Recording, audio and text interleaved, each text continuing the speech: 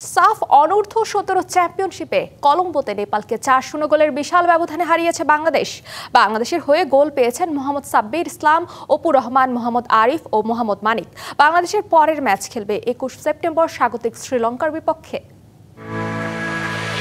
সাফ অনূর্ধ্ব 17 চ্যাম্পিয়নশিপে দুইবার শিরোপা নিজেদের করে নিয়েছে বাংলাদেশ।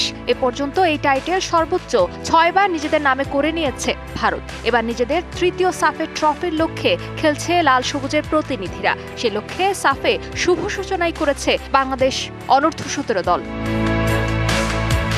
এদিন ম্যাচের শুরুতে অবশ্য বেশ কিছু সহজ গোলের সুযোগ মিস করে বাংলাদেশ। কর্নার পেয়েও শুরুতে গোল করতে পারেনি ছোটনের শিষ্যরা। তবে সেই কর্নার থেকেই পরে লিড নেয় বাংলাদেশ। 1-0 গোলের লিড নিয়ে বিরতিতে যায় বাংলাদেশ অনূর্ধ্ব 17 দল। বিরতির পরপরই লিড দ্বিগুণ করেন অপু।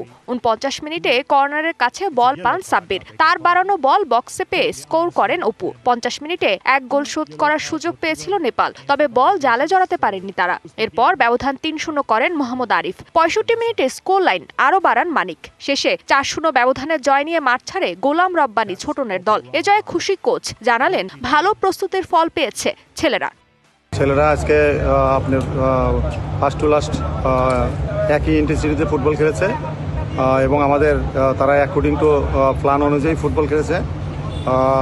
এই জন্য আমি ছেলেদেরকে আবারও ধন্যবাদ জানাই এবং আমাদের যে ছেলেরা লাস্ট 7 উইকস হার্ডওয়ার্ক করেছে সেটাই তারা আজকে মাঠে ইমপ্লিমেন্ট করেছে। 7 দলের এই টুর্নামেন্টে এ গ্রুপে বাংলাদেশ ও নেপাল, আরেক প্রতিপক্ষ স্বাগতিক শ্রীলঙ্কা। এ জয়ে 3 পয়েন্ট নিয়ে গ্রুপের শীর্ষে নাজমুল হুদা ফয়সালরা। সমান পয়েন্ট পেয়ে 2-এ নেপাল। 21 সেপ্টেম্বর শ্রীলঙ্কার বিপক্ষে মাঠে নামবে বাংলাদেশ। ফারজানা জাহান প্রিয়া, ডিবিসি নিউজ ডেস্ক।